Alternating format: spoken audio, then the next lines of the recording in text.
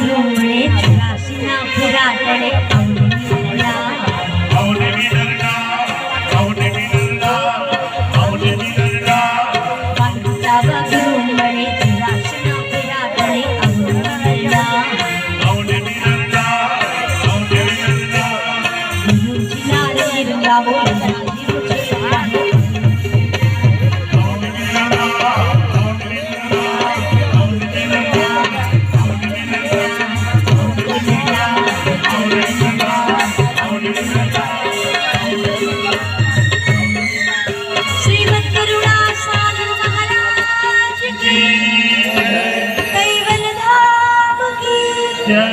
जगत गुरु श्री अविचल देवाचार्य महाराज की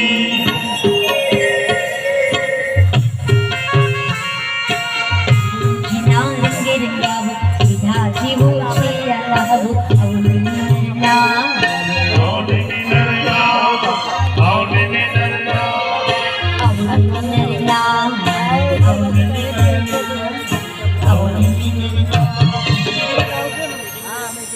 caval caval धून लागे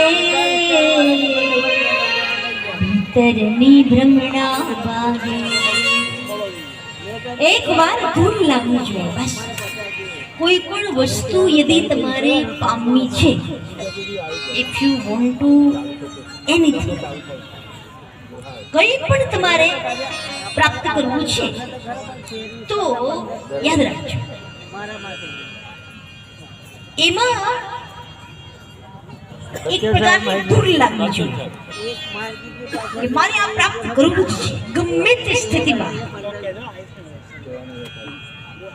કોઈ પણ ગોલ તમે નક્કી કર્યો હોય કે આ ગોલ સુધી મારે પહોંચવું છે તમે નક્કી કર્યું કે મારે આવતી ચૂંટણી લડવી છે એટલે એ પછી એના માટે તમે રાત દિવસ તમે એક કરી દો તો એ ગમે ત્યાંથી પણ તમારું કંઈક તો મેળ પડી જ જાય તમે એવું નક્કી કરો કે ભાઈ મારે સમાજ માટે કંઈક આવું કંઈક કામ કરવું છે તો પછી ભગવાન તમને કંઈક ને કંઈક નિમિત્ત બનાવે જ પણ એકવાર જાગવું પડે સંકલ્પ કરવો પડે strong determination dedication and discipline આ ત્રણ વસ્તુ यदि તમારા પાસે છે તો તમે કંઈ પણ પ્રાપ્ત કરી શકો યુ કેન અચીવ કંઈ પણ તમારા મનમાં એકવાર દ્રઢ સંકલ્પ થવો જોઈએ કે મારે આ પ્રાપ્ત કરવું જ છે બાળપણથી હું જે આ માર્ગ ઉપર ચાલી રહી છું માત્ર મારી 7 વર્ષની ઉંમર હતી ત્યારથી મેં આ માર્ગ સ્વીકારેલો છે માત્ર 7 વર્ષની ઉંમર હતી અને એક નક્કી હતું કથાકાર બનવું એ કઈ હતું જ નહીં એ અચાનક આવી ગયેલી વસ્તુ છે એ ખબર નહીં કઈ રીતે એક્સિડન્ટલી મારા જીવનમાં આવી ગયું મને ખબર નહીં પણ બસ મને આ જીવન ગમતું હતું બસ મારે ત્યાગી જીવન જીવવું છે એક બ્રહ્મચારી જીવન મારે જીવવું છે તો પછી પૂરી પ્રકૃતિ આપણને સપોર્ટ કરતી હોય છે તમે એકવાર માર્ગ તો નક્કી કરો કે મારે આ માર્ગ ઉપર જવું છે ઘણા તો દિશા વિહોણ જ ફરે છે એના પછી કોઈ પ્રકારનું ડિરેક્શન જ નથી ક્યાં જવું શું કામ ઘણા હાથમાં થેલી હોય કે નીકળ્યા હોય આપણે કઈ ક્યાં જવું તો બોલે એ ખબર નહીં એટલે પણ થેલી હાથમાં છે ઘણા તો ખરીદી કરવા જઈએ ને તો એક દિવસ તો એક પતિ પત્ની બી આમ જતા હતા અને એમાં પતિએ પત્નીનો હાથ પકડ્યો બે જણા ચાલતા મોટી બજારમાંથી નીકળ્યા એમાં એક ભાઈ એનો મિત્ર નીકળ્યો પૂછે કે આટલો બધો પ્રેમ આ તમારા લગ્નને 25 વર્ષ થઈ ગયા અને હજુ ભાભીને આટલું તો સાચવે છે કેટલો પ્રેમ કહેવાય કેમ તો બોલે એનો હાથ પકડીને તું ભર બજારમાં નીકળ્યો છે બોલી પ્રેમ કશું નહીં અને પકડી રાખી છે નહીં તો ગમે મોલમાં જતી રહે છે ગયા પછી 3 કલાકે બહાર આવે છે એ એમ કે તમારા માટે ટી શર્ટ લેવા જવું છું ટી શર્ટ તો આપણું એક બાજુ રહી જાય અને એ 8-10 હજારની ખરીદી એમને કરીને આવતી રહે છે બોલો એને પકડી રાખી છે ભાઈ આમાં કઈ પ્રેમ નથી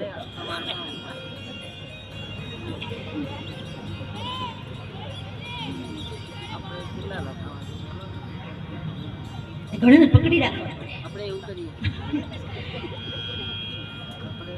મારું કહેવાનું મૂળ હશે એક વાર લગ્ન લાગવી જોઈએ બસ કૈવલ કૈવલ ધૂન લાગી મારા ભીતરની ભ્રમણા ભાંગી. પછી ભીતરની ભ્રમણા ભાંગીને ભૂક્કો થઈ જાય. કેવી ભ્રમણા? હું કોણ છું, ક્યાંથી આવ્યો છું, એનું જ્ઞાન થઈ જાય. જેને આપણે સાચું માની રહ્યા છીએ ને, જે નશ્વર છે, પણ પછી તો શાશ્વતનું દર્શન થઈ જાય. શાશ્વત તરફ મારી તમારી દોડ ઊભી થાય.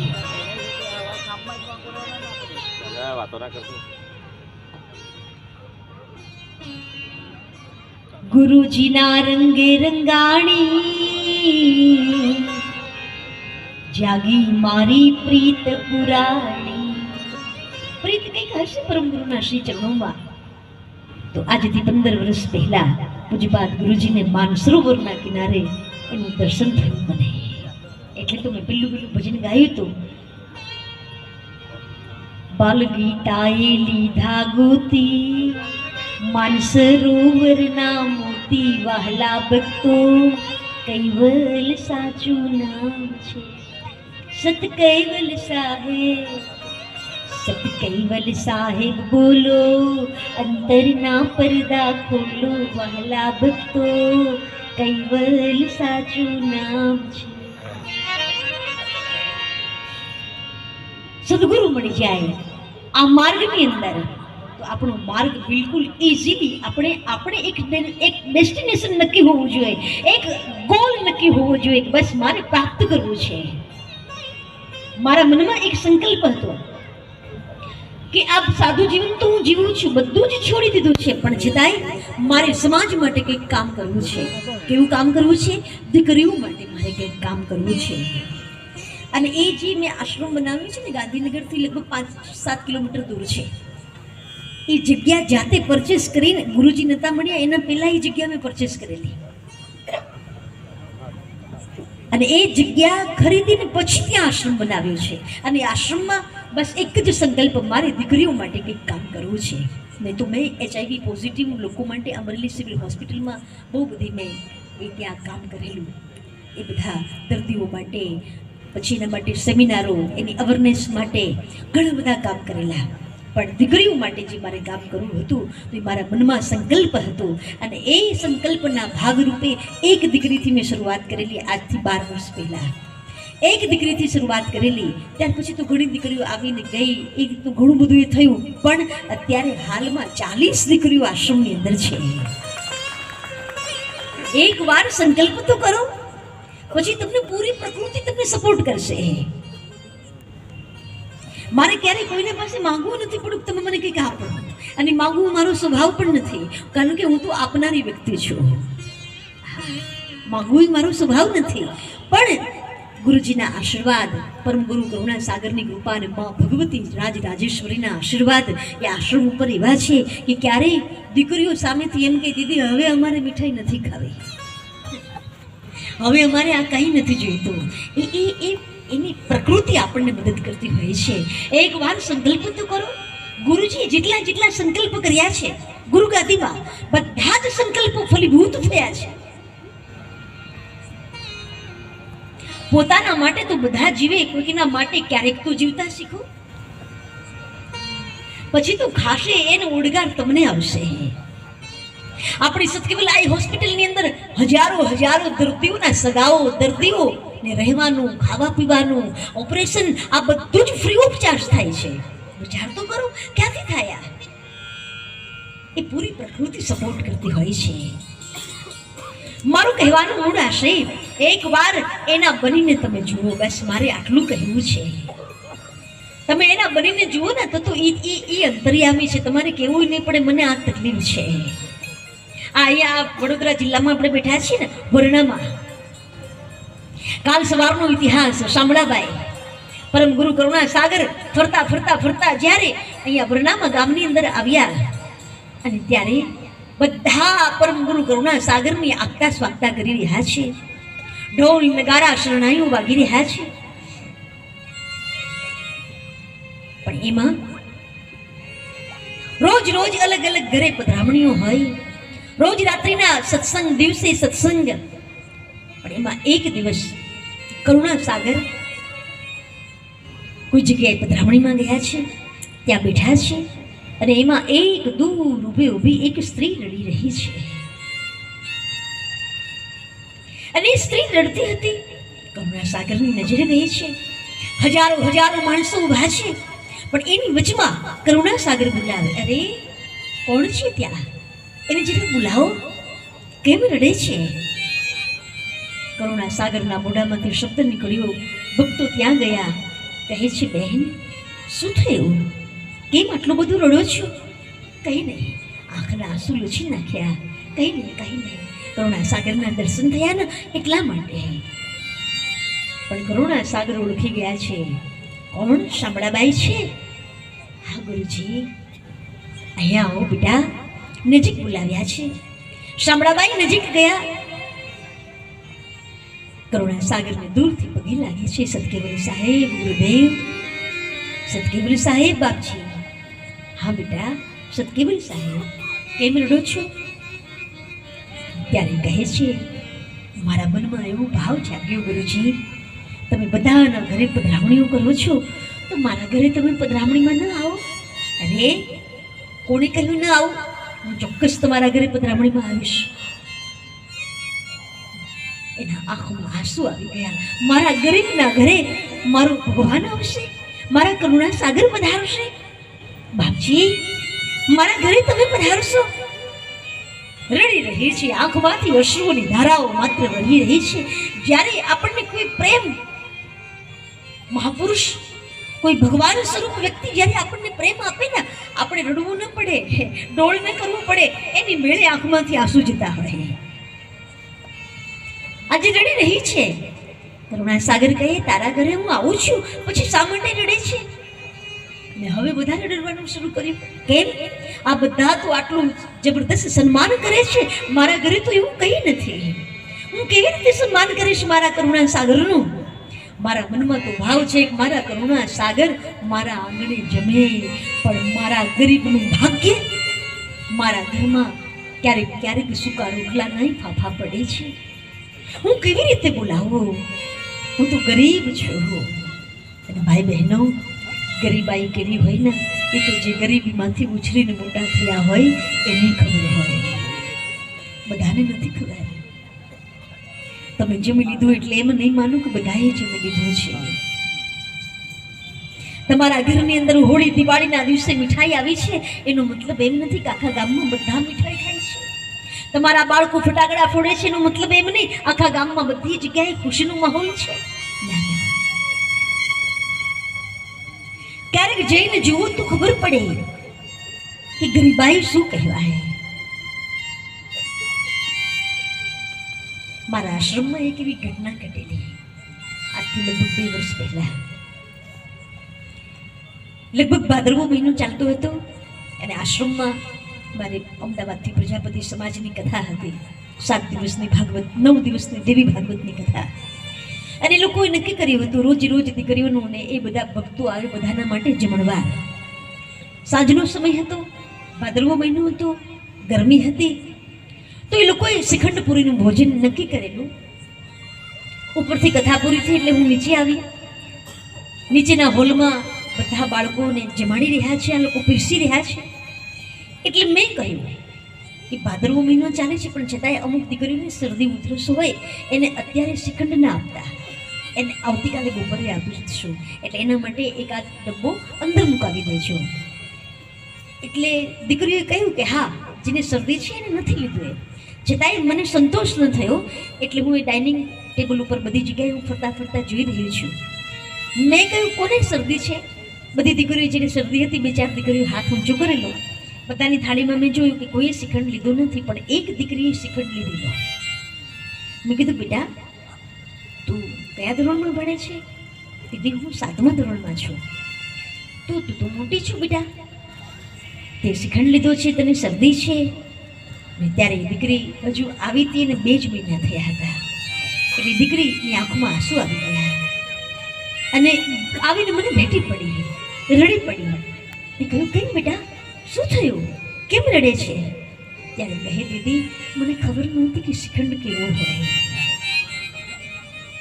તમારા બાળકોને બધી ખબર પડે છે.